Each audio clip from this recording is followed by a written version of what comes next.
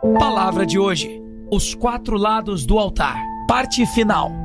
Lá no Velho Testamento, a palavra de Deus diz que Elias, depois de dar oportunidade para os profetas de Baal invocarem o seu Deus, e eles clamaram, eles se autoflagelaram, mas o Deus deles não os ouviu. Quando Elias vai orar, Elias ora, mas antes ele fala: restaura o altar, restaura o altar. O que é o altar no Novo Testamento? O altar é um símbolo, uma alegoria. O que é o altar no Novo Testamento, irmãos? O que acontecia em cima do altar?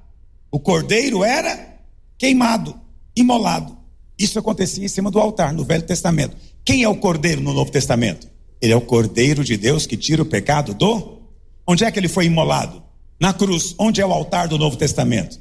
Na cruz. Está me entendendo o que eu estou dizendo?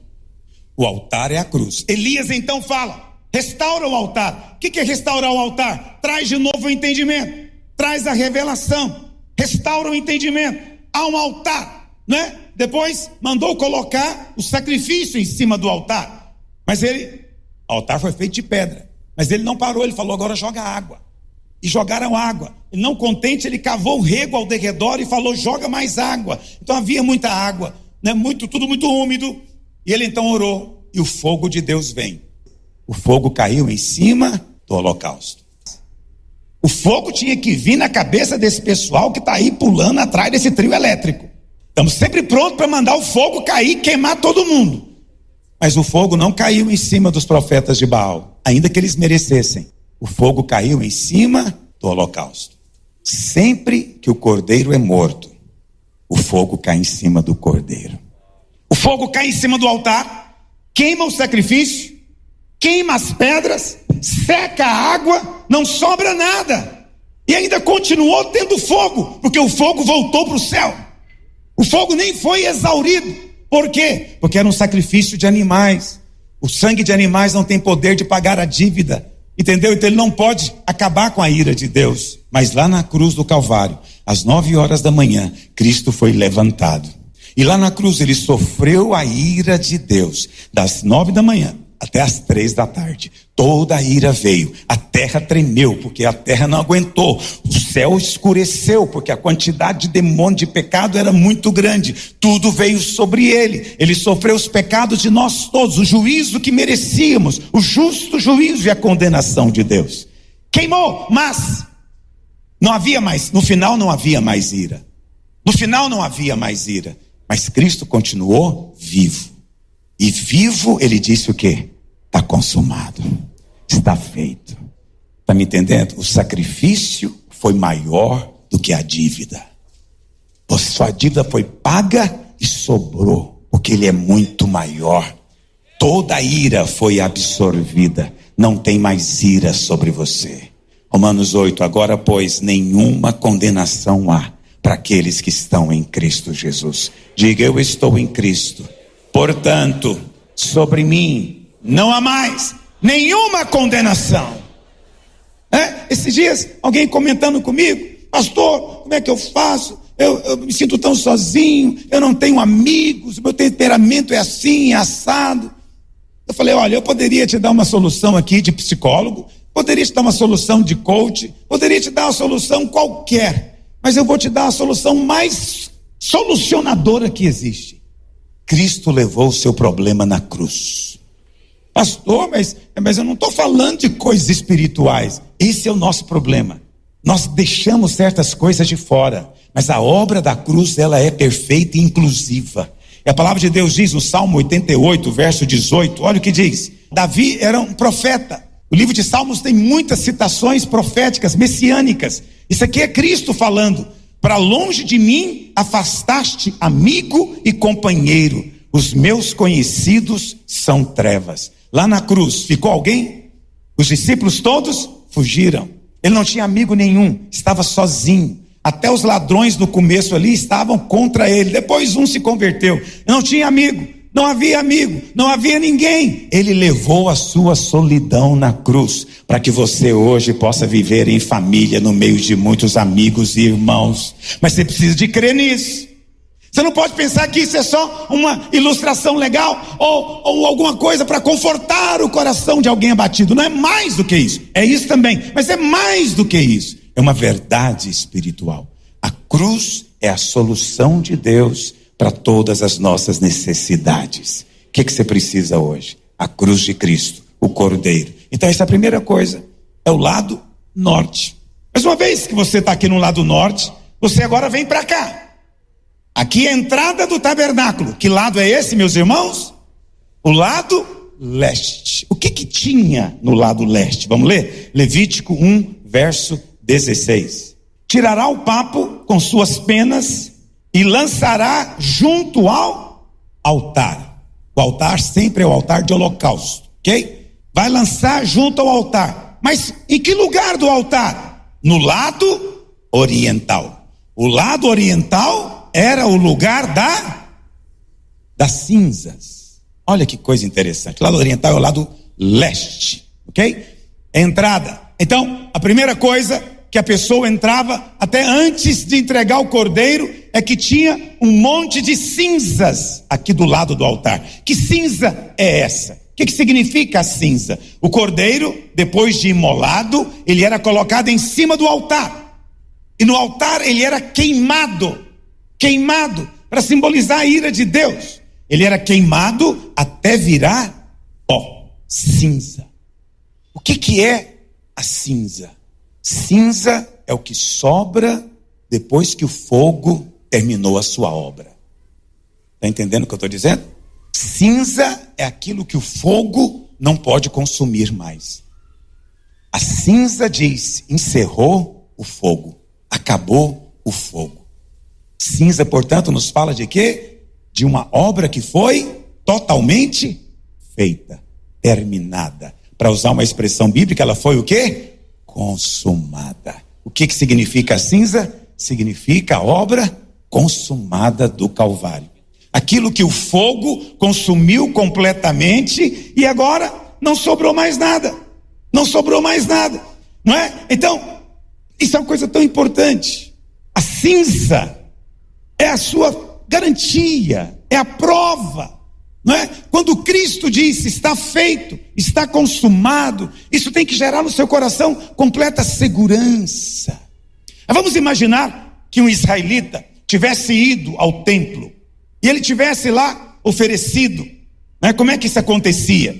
Ele vinha, trazia o cordeiro, podia ser um novilho se ele fosse rico, a maioria classe média trazia o cordeiro. Esse cordeiro então era trazido diante do sacerdote. O sacerdote estava aqui, desse lado do altar. E o sacerdote então observava se o cordeiro era perfeito. O sacerdote olhava se o ofertante era perfeito, sim ou não? Ele observava quem? O cordeiro. Preste atenção. Quando você chega diante de Deus hoje, qual que é a sua preocupação? Será que eu sou digno? Será que eu estou bem? Será que eu me comportei bem? Você fica se olhando porque você pensa que Deus está olhando para você. Mas se você trouxe o cordeiro, quem é que Deus olha? O cordeiro. E o cordeiro que você trouxe é sem pecado, perfeito. O sacerdote então olhava o cordeiro. Se o cordeiro fosse perfeito, o ofertante era aceito. Mesma coisa hoje. Deus não olha você, Deus olha o cordeiro que você trouxe. Por isso nós sempre chegamos em nome do Cordeiro, em nome de Jesus, em nome do justo, em nome do Filho de Deus. É tudo no nome. Meu representante, ele é o meu Cordeiro, Pai. Eu estou aqui e o Pai olha para ele. E porque o Pai olha para ele, eu sou aceito. O sacerdote então fazia o quê? Orientava o ofertante a colocar a mão na cabeça do Cordeiro. Quando ele colocava a mão na cabeça, ele então confessava o seu pecado. E ao confessar o seu pecado passava para o cordeiro. E a inocência do cordeiro passava para ele. Agora, aquele cordeiro estava carregando o pecado do ofertante. Ele então pegava o cordeiro e imolava. Com um único golpe. O cordeiro no Velho Testamento não sofria. Um único golpe, ele era morto. Para você ver que o que o Filho de Deus fez foi muito diferente. Foram 6 horas de agonia. 6 horas de agonia indescritível. Às vezes é bom assistir o filme do Mel Gibson. Mostra um pouquinho do que foi a agonia.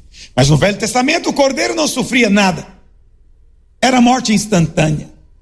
Mas uma vez que ele morria, ele levava o pecado. O sacerdote então pegava o sangue e aspergia sobre o ofertante. E o ofertante agora vai embora em paz. O sacerdote pega aquele cordeiro, coloca no altar, onde ele é queimado. Totalmente queimado. E o ofertante então vai embora. Mas podia ser que no outro dia, ou à noite, o diabo viesse falar na mente dele: quem te garante que Deus aceitou você? Quem te garante isso? No outro dia cedo, ele talvez levantasse apavorado, e ele então entrava lá no tabernáculo, no átrio. E porque ele ia bem cedinho, o sol estava nascendo. E qual que é a primeira coisa que o sol iluminava lá dentro? As cinzas. As cinzas é o primeiro lugar que o sol ilumina. É a primeira coisa que você precisa entender. Você não foi chamado para completar nada, já está feito. Está tudo pronto para você. Você é como aquele bebê que era muito aguardado. Seu pai e sua mãe já preparou tudo para você. Desfruta. E aí quando ele chega e a luz do sol bate primeiro nas cinzas, ele tem segurança. Ele sabe, Deus aceitou. O cordeiro foi realmente morto. O sacrifício foi completado. Eu de fato estou perdoado. Você pode ter paz hoje, meu querido, porque são cinzas. A obra está consumada. É isso que Deus vê. Aleluia. E por causa disso, lá no Salmo 20, no verso 3, lembre-se, o Senhor, de todas as tuas ofertas de manjares e aceite os teus holocaustos. Isso tudo aponta para quem, meus irmãos? Cristo. Lembre-se o Senhor de quem? Da obra de Cristo, dos holocaustos. Continue. E conceda a você que está no seu coração.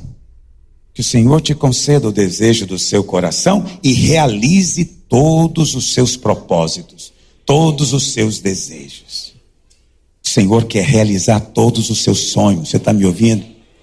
Mas com base em quê? Volta para o verso anterior. Com base em quê? Está escrito, porque ele está se lembrando das suas ofertas e ele aceita. Isso aqui é uma coisa interessante. Eu sei que você não tem isso, mas eu tenho para você, eu faço para você. Se você tem a Bíblia aí, a Olive Tree, você pode clicar o seu dedo em cima desse verbo aceitar. E esse verbo aceitar no original não significa realmente aceitar, significa torne cinzas. É da Shem, torne cinzas. Olha que interessante, que o Senhor se lembre dos teus holocaustos e os torne como cinza. Por que como cinza? Para dizer que a obra está consumada. Quantos estão comigo hoje? Está me acompanhando? Vamos continuar dando a volta no altar? Então, uma vez que eu comecei aqui no norte, eu passei agora para o leste. Qual que é a próxima que vem agora? É o sul. O sul está aqui. E o que tem no lado sul do altar? Vamos ler Ezequiel 47, verso 1. Olha o que diz. Ezequiel 47, 1. Depois disto, o homem me fez voltar à entrada do templo. E eis que saíam águas de debaixo do limiar do templo, para o oriente. Porque a face da casa de Deus dá para o oriente. Lembra que eu te falei? A casa de Deus é sempre para o nascente. Sempre. Dá para o oriente. E as águas vinham de baixo, do lado direito da casa. Então a casa está aqui. Lembra? O tabernáculo está aqui. Está ou não está?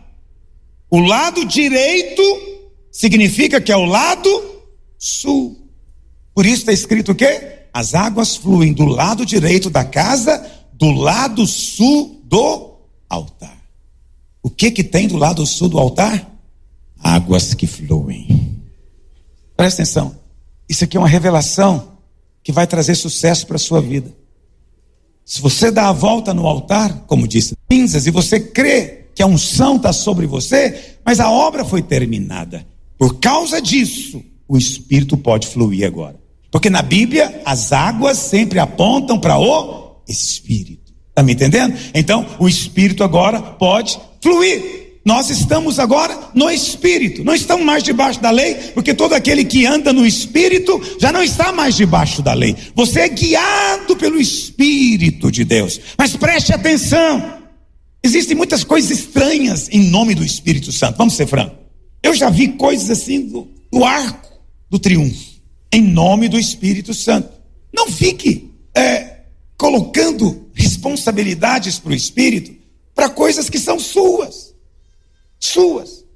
Né? Durante muito tempo, eu fico vendo às vezes irmãos que têm os seus trejeitos, eles vão, quando a unção vem, eles começam a tremer, né? Outros começam, eu ficava pensando, meu Deus do céu, eu preciso tremer também. Até que um dia o Senhor falou comigo, não precisa. Não julgue ele é o jeito dele, é o temperamento dele. Ele sente bem ser desse jeito. Deixa ele, mas não faz dele o modelo. Não tem modelo, tem diversidade. Tem gente que chora, tem gente que ri. Tem gente que cai, mas tem gente que levanta. Está me entendendo? Tem gente que treme, mas tem gente que faz ficar com mais autoridade. O Espírito move de muitas maneiras, mas a reação é sua. A reação é sua. Então não fique preocupado com isso, mas tenha muito cuidado com pessoas que falam coisas em nome do Espírito. Né? Alguém veio um tempo atrás aqui na frente, quando acaba o culto, muitos vêm aqui na frente me cumprimentar, e alguém veio me cumprimentar, muitos anos que eu não te vejo, tarará, tererê. Eu falei, é mesmo, irmão, por onde você anda? Qual igreja você está? Ele disse, eu estou na igreja invisível. Eu falei, meu Deus do céu, a igreja que ele está é invisível. Eu falei, ninguém consegue ver? Ele falou, não, ela é espiritual. Eu falei, aleluia. Pensei comigo, né? E domingo, como é que você vai para a igreja invisível? Não, o Espírito me guia. Cada domingo vou num lugar, hoje ele me guiou para vir aqui. Falei, então nós somos invisíveis também, aleluia. Então no pessoal invisível. Mas eu fiquei pensando, no dia do aniversário dele, qual o invisível que ele convida para a festa? Quando ele morrer, qual vai ser o pastor invisível que vai fazer o enterro dele?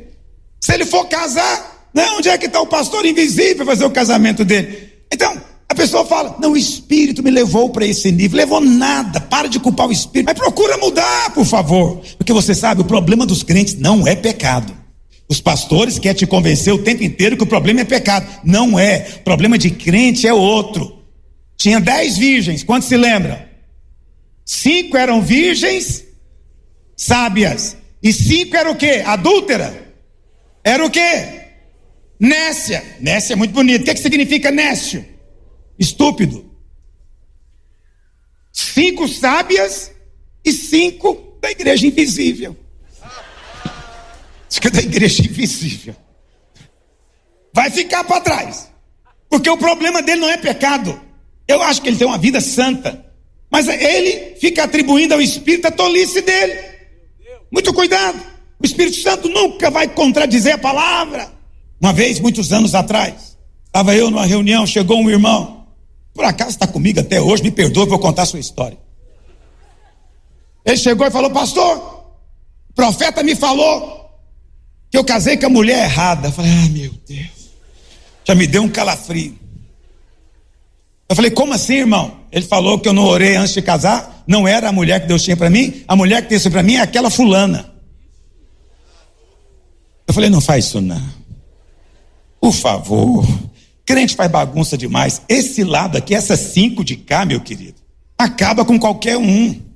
E agora que tem o WhatsApp e Facebook, essas 5 virgens nessa estão fazendo o carnaval, literalmente. Entendeu? Que história é essa? Que a sua mulher não é sua mulher? É sim, vai ficar casado com ela. Mas Deus falou nada. Deus não falou nada. Quem falou é ela que está interessada em você, seu tolo.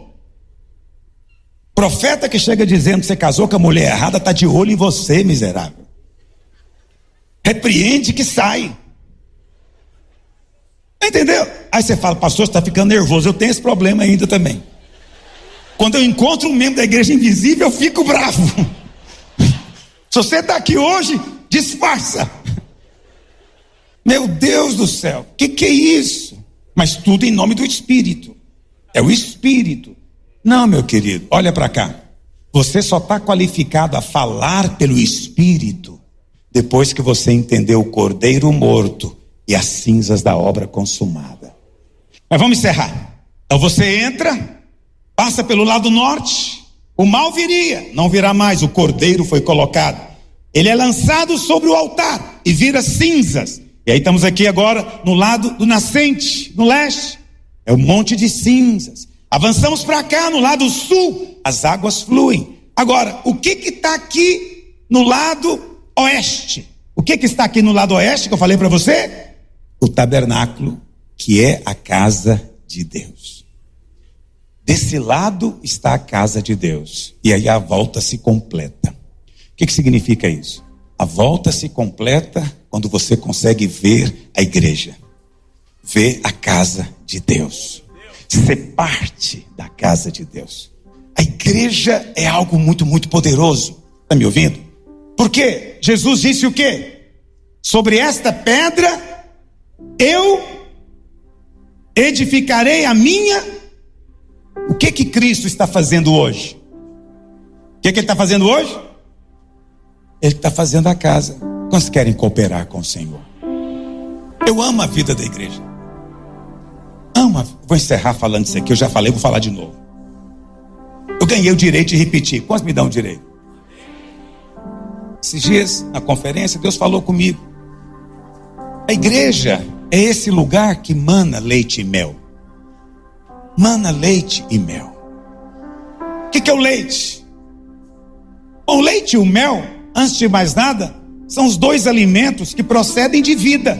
Você não tem que matar o animal para obtê-los.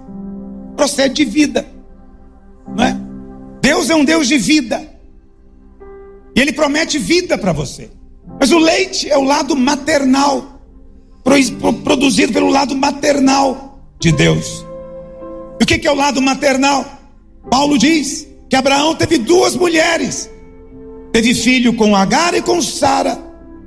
Tanto Ismael quanto Isaac eram filhos de Abraão. O que os diferenciava não era o pai, era a mãe.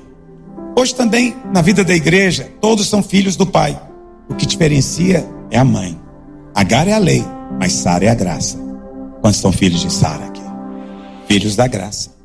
Mas o mel, o Espírito Santo falou no meu coração, o mel é diferente. O mel não pode ser produzido por uma abelha sozinha. O mel precisa de uma colmeia inteira. A abelha sai e ela vai buscar o néctar.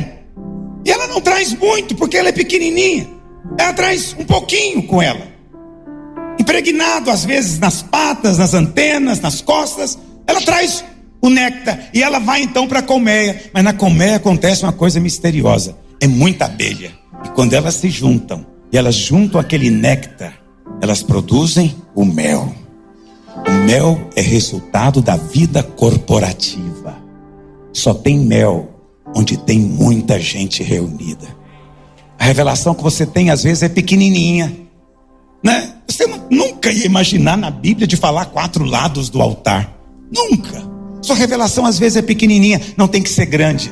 Você traz o pouquinho que você tem. Outro irmão traz um pouquinho, outro irmão traz um pouquinho. Vocês reúnem na célula. Quando cada um começa a compartilhar o pouquinho que recebeu, vem um melado celestial em cima. E tudo parece tão doce, apetitoso. A verdade do céu se torna apetitosa quando tem mel. E o mel é produzido na vida da igreja. Só tem mel na comunhão. Só tem mel na célula. Só tem mel no culto. Quantos percebem o mel do Senhor hoje? Deus é poderoso para te abençoar.